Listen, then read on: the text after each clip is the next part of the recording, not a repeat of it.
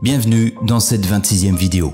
Dans cette vidéo, j'aimerais en premier lieu remercier mon fidèle public, celui qui guette mes communications dans le groupe Telegram et qui, lorsque c'est nécessaire pour réveiller le compteur qui sommeille en moi, se jette à la vitesse de l'éclair dans les commentaires pour aligner les encouragements et les raisons qui justifient de poursuivre mes créations vidéo.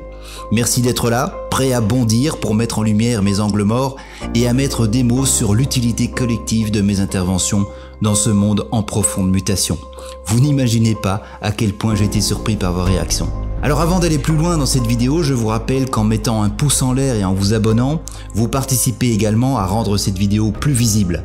C'est comme si vous disiez à l'algorithme de YouTube « Oh, regardez, cette vidéo vaut la peine d'être vue, mettez-la en valeur !» Donc mettez un pouce en l'air et abonnez-vous si vous n'êtes pas encore abonné. Et maintenant c'est parti, on commence la vidéo. Aujourd'hui je reviens vers vous pour faire un petit tour de l'énorme évolution que nous avons connue depuis ma dernière vidéo qui date de la fin de l'année 2022. Vous vous souvenez de cette période? C'était l'époque où le Zelen pensait encore qu'il allait pouvoir s'en sortir grâce au soutien des États-Unis. Maintenant qu'il s'est fait larguer comme une vieille chaussette par ses grands amis américains, on peut dire que la page de l'Ukraine a été tournée plus ou moins clairement. On a entamé la page du climat avec beaucoup d'enthousiasme.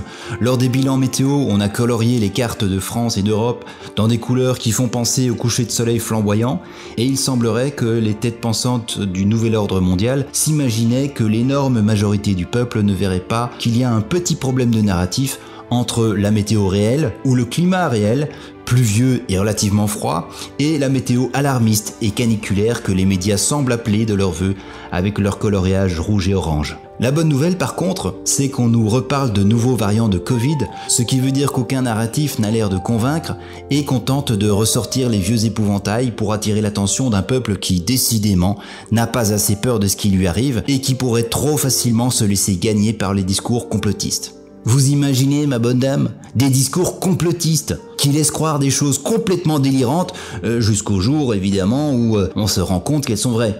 Mais bon, ça on pouvait pas le savoir, vous comprenez, ma bonne dame. Nous, on suivait la science. C'est juste que les scientifiques se sont trompés. On ne pouvait pas savoir qu'ils se trompaient. Et puis l'erreur est humaine, quoi, merde. Alors oui, l'erreur est humaine, errare humanum est, et on oublie souvent la suite, perseverare diabolicum. Se tromper est humain, persévérer sous-entendu dans l'erreur est diabolique. Rendez-vous compte, on a mis en place la plus grande opération psychologique de manipulation pour que les gens acceptent de s'injecter un potentiel poison mortel. Et tout ça à cause d'une erreur. On pensait que la picouse serait efficace pour lutter contre le Covid. Mais en fait on s'est trompé, ça n'empêche même pas la transmission. C'est bête, hein? Eh bien, les complotistes n'arrêtaient pas de mettre en garde contre l'injection, mais on préférait leur demander de se taire. Dans le même ordre d'idées, ce serait quand même dommage de forcer, on va dire au hasard, tout à fait au hasard, toute une industrie comme celle de l'automobile, dans la voie de l'électrification des véhicules, sur base d'un discours fallacieux à propos des effets du CO2. Parce que dans cette histoire, il y a probablement des constructeurs historiques qui construisent des très bonnes voitures qui risquent tout simplement de disparaître. Avec une concurrence féroce comme celle de Tesla, c'est ce qui risque d'arriver. Et avec eux, c'est tout un savoir-faire, des emplois, une histoire, une culture qui disparaissent. Et tout ça, ce serait à cause d'une mauvaise compréhension du rôle du CO2 dans l'atmosphère. J'ai envie de dire, perseverare diabolicum, hein. Mais bon, heureusement, le coup de la canicule asymptomatique semble avoir réveillé quelques esprits embrumés. Il nous faudrait encore quelques belles trouvailles comme celle-là, et peut-être que le plus récalcitrant des anticomplotistes commencerait à se poser quelques questions. Tout ce cirque, aussi quotidien que pathétique, soutenu par des fact-checkers aussi qualitatifs que neutres, je me comprends, est sans doute nécessaire pour maintenir sous hypnose une population de plus en plus harcelée par une sphère complotiste dont la portée semble s'étendre chaque jour un peu plus. Il faut dire que les faits montrent de plus en plus que les théories complotistes étaient dans le bon. Même Elon Musk, me semble-t-il, l'a fait remarquer avec ses 152 millions d'abonnés sur Twitter. La période post-Covid a ouvert les yeux de bon nombre de personnes, dont certaines ont d'ailleurs eu le courage d'admettre qu'elles se sont trompées au sujet de la picouse. Une fois qu'on a compris ça, l'étape suivante consiste à réaliser que la picouse n'est pas le seul sujet qui montre que les dirigeants européens font des erreurs calculées contre la population et en faveur de leur compte en banque et ou de leur pouvoir. Ensuite, la prochaine étape consiste à comprendre que les hommes politiques ne sont que des marionnettes et que les vrais décideurs sont invisibles. Et lorsque vous sombrez totalement dans le complotisme, vous réalisez que les motivations profondes des marionnettistes qui dirigent le monde, peu importe qui ils sont d'une noirceur et d'une avidité que vous ne pouvez même pas imaginer. Mais pour arriver à ce dernier stade du complotisme, vous devez comprendre ce qu'il se passe aux États-Unis. Le timing des révélations dans ces domaines est directement lié à l'évolution des dossiers politiques du côté américain. Ce que personnellement j'avais compris à propos de cette période de grandes révélations au sujet des coulisses de ce monde, c'est que le rapport Durham, arrivé en juin si je me souviens bien, serait le signe de top départ. Et ça n'a pas raté. Il a mis en lumière une première fois la manière dont certains acteurs politiques de tout premier plan utilisaient les outils de l'État dans leur intérêt propre. Ensuite, c'est le dossier Biden qui a été ouvert, ce qui a montré toute la corruption du président américain actuel. Une corruption élevée au rang de trahison dans ce cas-ci. Ensuite, avec le film Sound of Freedom, c'est la dimension glauque et profondément pervertie de la classe dirigeante qui a commencé à être mise en lumière. On touche là au trafic d'enfants, à la pédocriminalité, à ce qu'on appelle la pédocratie et, in fine, au satanisme qui imprègne les milieux dirigeants internationaux. Ce qui est intéressant dans toute cette évolution des révélations, c'est que pour un complotiste d'un niveau correct, il n'y a pas de réelle nouveauté. Il s'agit surtout d'une confirmation plus ou moins officielle d'informations qui circulaient déjà et qu'il était possible d'approfondir, même via des documents et reportages officiels distillés ça et là dans les médias mainstream. Le plus important, surtout aux États-Unis, c'est que la corruption politique devient évidente. La corruption du système judiciaire aussi. L'utilisation des armes étatiques contre le président Blond tout autant. Le système de trafic d'enfants devient une préoccupation généralisée. L'état d'esprit totalement dépravé des familles dirigeantes devient un sujet d'inquiétude, etc., etc. Les Américains sont pour le moment en train d'ouvrir les yeux sur le monde totalement hallucinant dans lequel ils vivent. Nous sommes à un point de bascule. Même la théorie selon laquelle, pour cause d'ingérence étrangère dans les élections, les États-Unis sont sous le contrôle de l'armée américaine, se révèle être vraie. Le président Blond attire maintenant l'attention sur cette réalité. Cela veut dire que notre perception du monde, qui est déjà bien perturbée par ce qu'on appelle les révélations, risque d'être encore pas mal modifiée au cours des prochains mois.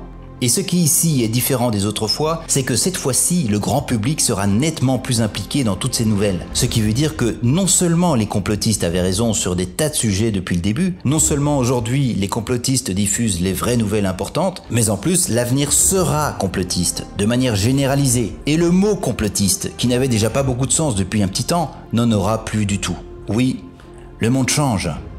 Et nous assistons tranquillement à ce changement. L'ancien monde, avec ses dirigeants corrompus, perd progressivement de son influence. L'OTAN perd de sa superbe, le G7 ne signifie plus grand-chose, les BRICS attirent les pays du monde entier, l'Afrique se débarrasse de la France, l'Europe sous la houlette de ses dirigeants corrompus et vassalisés sombre toujours plus bas. Sans doute est-ce nécessaire, tout comme aux États-Unis, d'entraîner ces régions du monde aussi loin dans la déchéance pour que la population prenne conscience de la gravité de la situation. Quoi qu'il en soit, si des personnes qui réfléchissaient un peu plus loin que le bout de leur nez, autrement dit des complotistes, une fois de plus, ont pu anticiper dans les grandes lignes ce qui est en train de se passer en ce moment même, c'est bien qu'il y avait un plan, et que ce plan est en train de se dérouler comme il était prévu. Et je m'adresse ici à tous les petits malins qui pensaient avoir compris, après l'intronisation de Biden le 20 janvier 2021, que Q n'avait raconté que des salades et que donc tout ça n'était qu'une vaste blague. Vous vous êtes plantés, les gars. Vous n'étiez pas assez complotistes pour comprendre que si les choses ne se passaient pas exactement comme on l'avait prévu, ça ne remettait pas en question le fait que, d'une manière ou d'une autre, Trump n'avait pas perdu la main sur le déroulement des événements. J'en parlais dans ma 10e vidéo. Alors, ce n'est pas grave de se planter. Comme je le disais, l'erreur est humaine. Mais il va juste falloir tenir compte des réalités qui sont en train de se mettre en place. Depuis peu, il semble que tout ce qui concerne le chapitre de la dévolution, et donc les règles de continuité de gouvernement en cas d'ingérence d'une puissance étrangère dans les élections américaines, il semble que tout ça soit réel. Et si c'est réel, ça veut dire que les bons gars sont au contrôle. Si les bons gars sont au contrôle, alors que pour le normie de base tout a l'air catastrophique, ça veut dire qu'on est dans un film. On le savait, mais ça confirme. Et si on est dans un film, ça veut dire qu'il y a des acteurs qui jouent un rôle dans un but précis, qui est sans doute de réveiller un maximum de personnes sur la situation.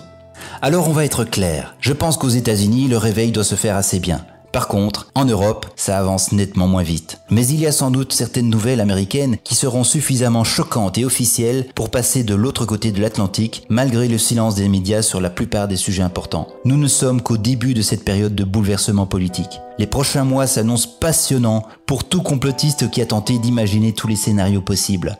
Nous n'en sommes pas encore au dénouement du film, mais on voit poindre l'idée que les bons gars ont un sérieux atout en poche pour mettre de la lumière là où règnent les ténèbres pour le moment.